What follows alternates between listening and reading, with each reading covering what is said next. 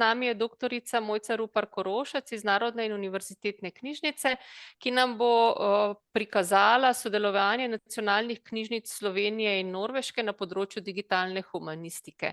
Mojca, prosim, izvoli. Kot je že Nataša predstavila, bom predstavila naše sodelovanje dveh nacionalnih knjižnic Slovenije in Norveške. Predvsem smo se fokusirali predvsem na področje digitalne humanistike. Skratka, povedati vam moram, da je Narodna in univerzitetna knjižnica je uspela pridobiti projekt bilateralnega sodelovanja z Norveško nacionalno knjižnico, posebej na temo digitalizacija kulturne dediščine in e-knjig. Slovenska delegacija, 9 nas je bilo, je na to temo obiskala Norveško nacionalno knjižnico in v okviru tega smo si ogledali več njihovih storitev. Kot na primer digitalizacijo gradiva, to smo mi pred Norveško nacionalno knjižnico, tako izgleda pač ta osrednja začetna fasada. Recimo, zanimiva je bila digitalizacija gradiva, pristop do dediščine, kako oni dolgotrajno hranijo gradivo. Predvsem pa dve češnji na vrh torte sta bili digitalni laboratorij in laboratorij za umetno inteligenco. Sredstva za naš obisk so bila krita iz projektnih sredstev bilateralnega sodelovanja z Ministrstva za kohezijo in regionalni razvoj. Tako izgleda norveška nacionalka. Skratka, Norveška nacionalna knjižnica, po norveško Nationalbiblioteket, se nahaja na 2 lokacijah. To je prva centralna lokacija na ulici Henrik Ibsen Gate 110 v Oslu. Ta knjižnica je bila ustanovljena 1989 in njena glavna naloga je ohraniti preteklost za prihodnost. In okrog tega slogana se v bistvu celo njihovo delovanje v glavnem vrti. Druga stavba, ki vam jo bom predstavila kasneje, se nahaja v drugem kraju, ki se imenuje Mo i Rana. Ta stavba, ki jo vidite, je bila 2005. leta obnovljena in ponovno odprta, in sicer prvič v zgodovini kot nacionalna knjižnica. Prej še ni bila nacionalna knjižnica. Naš gostitelj je bil Aslak Sira Mihre. Gospod je direktor od leta 2014 in nam je res fenomenalno izčrpno, tako nekako 20 ur na dan bil z nami in je ves čas govoril in nam res popolnoma vse predstavil. Gospod je izjemen. Skratka, Norveška nacionalna knjižnica je začela s projektom digitalne knjižnice leta 2006. Cilj je pa bil digitalizirati svojo celotno zbirko in poiskati načine, da se ta digitalna vsebina čim bolj približa čim širšemu občinstvu. Zato so svojo zbirko imenovali pravzaprav kot večpredstavnostna knjižnica, ki hrani vse objavljeno gradivo v širokem spektru medijev, na primer tradicionalne tiskovine, radio, televizija, zvok, film in glasba. In v bistvu so nam te svoje laboratorije tudi predstavili, kako v bistvu izgleda in kako to gradivo obdelujejo. Tisto, kar je pa pomembno, je pa, da so z uporabo razširjenega kolektivnega licenciranja vsakdo z norveškim IP naslovom lahko prosto dostopa do vseh knjig izdanih na Norveškem do leta 2001. Poleg tega lahko tudi vse norveške knjižnice prek sporazumov z glavnimi norveškimi časopisi ponudijo dostop do popolnih digitalnih zbirk zgodovinskih časopisov. Temelji za ta razvoj so bili postavljeni leta 2004, ko je bila sprejeta strategija digitalizacije za oblikovanje nacionalne knjižnice za 21. stoletje. Temu je kasneje sledila leta 2006 načelna odločitev o digitalizaciji celotne zbirke. Država je z založniki dosegla dogovor o možnosti vpogleda v celotno gradivo, tudi tisto zaščiteno z avtorskimi pravicami, torej lahko rečemo, da je dosegla strateško partnerstvo in sodelovanje z imetniki pravic in založniki. Tisto, kar pa mogoče ni nezamedljivo, je pa, da javno mnenje v bistvu njihovo nacionalno knjižnico dojema in imenuje kot digitalno knjižnico. Ja. Tudi njihov cilj projekta DLIPSI, ki se je pričel leta 2007, je bil zbiranje in ohranjanje slovenske pisne kulturne dediščine ter omogočanje dostopa. In ravno s podporo norveškega finančnega mehanizma je takrat digitalna knjižnica Slovenije postala glavni slovenski portal za dostop do slovenske pisne kulturne dediščine. V okviru tega projekta smo digitalizirali in oblikovali podatkovne zbirke slovenske pisne dediščine, ki so javno dostopni. Projekt je takrat potekal v okviru 6 delovnih sklopov in se bo razvijal še naprej.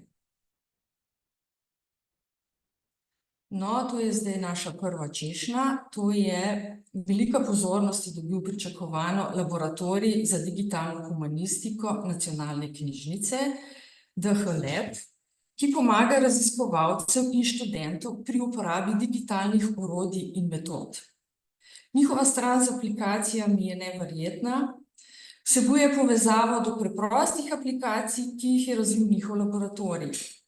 Poteka izjemno veliko zanimivih raziskovalnih projektov, kjer je omogočena analiza besedila v digitalnih zbirkah. Na primer, celotno besedilo lahko iščete po izbranih pismih in rokopisih. Takole izgleda bibliografija njihovega, v bistvu podoba. Skratka, celotna bibliografija se nahaja v njihovem digitalnem laboratoriju in v bistvu je to kar ena taka zelo velika delovna zadeva. No, vidite tukaj tale gospod s prstom na zemljevidu, ta je naš Aslak, to je v bistvu direktor Norveške nacionalne knjižnice. Pripeljal nas je tudi na njihovo trajno razstavo, ki se imenuje Središče zemljevidov. Njihov najstarejši zemljevid sega iz leta 1482, najnovejši pa iz poznega 19. stoletja. In kot zbirka ti zemljevidi predstavljajo tako zgodovinsko kot geografsko epistemologijo nordijskih držav in to lahko imenujemo celovit prikaz razvoja zemljevidov in predmeta geografije. Tukaj vidite, to je Mo i Rano. To je druga lokacija Norveške nacionalne knjižnice in ta lokacija ni odprta za javnost. Mi smo si te prostore ogledali tudi notranjost. V njej hranijo vso norveško pisno dediščino, za katero so zgradili posebna skladišča, ki se nahajajo v Velikanski gori za to stavbo. In oni to goro ljubkovalno imenujejo Chaos Mountain. Ne vem sicer zakaj, ker je vse v zelo velikem redu, ampak pustite. Skratka, vsi njihovi postopki so avtomatizirani in zajemajo vse faze digitalizacije posameznih vrst gradiva. To so besedila, fotografije, audio, video, zapuščine. Pokazali so nam tudi njihove laboratorije in videli smo, kako oni to delajo. Dostop do teh zaščitenih digitalnih vsebin pa je možen samo za posebne študijske in raziskovalne namene. No, tole je pa matrica. V resnici ni matrica, ampak takole izgleda njihova mountain. Tako izgleda njihov kaos. Skratka, vidite, da je to neverjeten red in vsak njihov objekt, ki je digitaliziran, pristane v eni taki škatli, ki jo potem umestijo in to je zdaj njihova osnovna centralna dediščina. Tukaj se shranjuje vse, kar je bilo in vse, kar bo. To lahko imenujemo tudi, oziroma oni so pravzaprav to tako imenovali, to so njihovi deponirani dokumenti. In ti njihovi deponirani dokumenti so osnova zbirke nacionalne knjižnice, obenem tudi pomemben dokumentacijski in raziskovalni vir pod nadzorom, zelo zaščiten. Namreč odločujoč del ohranitve preteklosti za prihodnost je pa, to bom povedala v nadaljevanju, pravzaprav njihova strategija obveznega izvoda. Oni imajo izjemno strategijo obveznega izvoda in v skladu z zakonom o obveznem izvodu morajo biti vsi dokumenti, ki so splošno dostopni na Norveškem, deponirani pri nacionalni knjižnici, ne glede na medij, na katerem so objavljeni. To vključuje tudi digitalno objavljene dokumente in izvorne datoteke digitalnega tiska. Zakon so prenovili 2016, nova uredba je pa začela veljati 2. julija 2018. Tale dokument, ki sledi, oziroma tole besedilo, ki sledi, mi je pripravila kolegica Irena Sešek, ki je vodja oddelka za pridobivanje gradiva, tako da Ireni se zahvaljujem. Skratka, tako kot tudi obvezni izvod v Sloveniji, je pri digitalnih vsebinah potrebna še dodatna zaščita za dostop na različnih lokacijah v univerzitetnih knjižnicah. Ker v Norveški nacionalni knjižnici digitalni izvirnik že zbirajo, so pravzaprav za NUK zelo koristne njihove izkušnje in možnosti dostopa, ki so jih oni razvili do teh vsebin. Norveški kolegi so nam najprej predstavili, kako poteka zbiranje obveznega izvoda in kako potem oni to gradivo digitalizirajo. Hkrati so nam pa tudi pokazali, na kakšen način oni teoretično in raziskovalno delujejo v nacionalni knjižnici v Oslu. Povedati moram tudi, da tudi v NUK-u pripravljamo predlog sprememb zakona o obveznem izvodu publikacij, saj želimo na zakonski osnovi začeti zbirati tudi digitalni izvirnik tistih publikacij, ki še vedno izhajajo samo na fizičnih nosilcih. Tole je druga češnja. Skratka, Norveška nacionalna knjižnica ima zelo veliko digitalno zbirko, ki zajema vse vrste medijev. Njihov laboratorij AI Lab v nacionalni knjižnici Norveške nam je predstavil vodja Svein Arne Brickfeldt. To vam povem zato, ker ta isti gospod pride jeseni predavati na Hobbies konferenco o umetni inteligenci. Nam se zdelo izredno zanimiv, ker smo se z njim formalno in neformalno pogovarjali o izjemnih stvareh in vam priporočam poslušanje tudi Hobbies konference, kaj vam bo tam povedal. Skratka, njihova zbirka delno temelji na obsežnem programu digitalizacije, delno pa na izvornih digitalnih informacijah. Deli te zbirke niso avtorsko zaščiteni in zato se lahko uporabljajo brez omejitev. Veliko število objektov vsebine ima tudi zapise metapodatkov, ki so povezani z vsebino. Njihov laboratorij je pravzaprav instrument za raziskovanje potencialne uporabe AI v knjižnicah. Oprostite, ker uporabljam AI, ampak tako sem navajena, lahko rečem tudi umetne inteligence v knjižnicah. Poleg tega pa tudi v arhivih in muzejih. V tem laboratoriju sodeluje 5 sodelavcev, ki se ves čas vključujejo v različne raziskave in razvoj ter gradijo vire, izgrajujejo nabore podatkov in modele za svojo skupnost.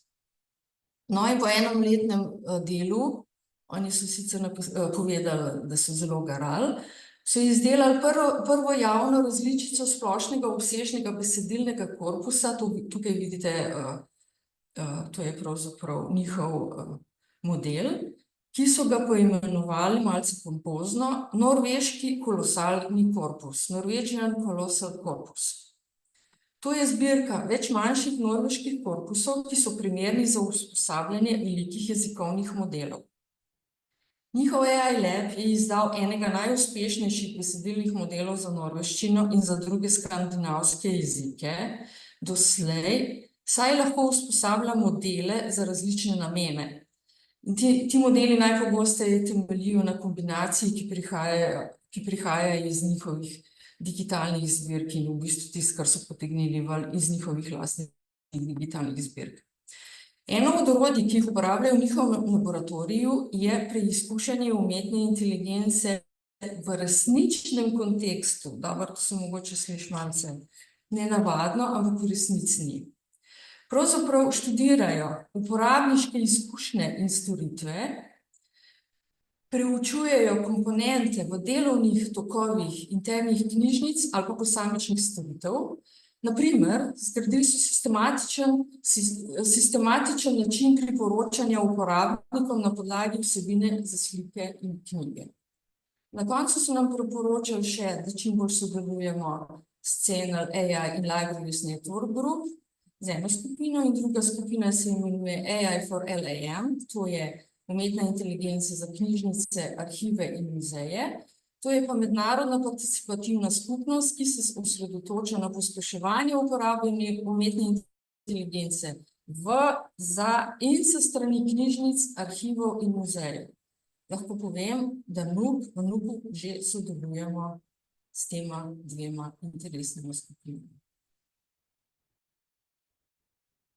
To je pa slikca za konec. To smo mi, spotoma smo se ustavili na severnem tečajniku, imenuje se Polar Circle.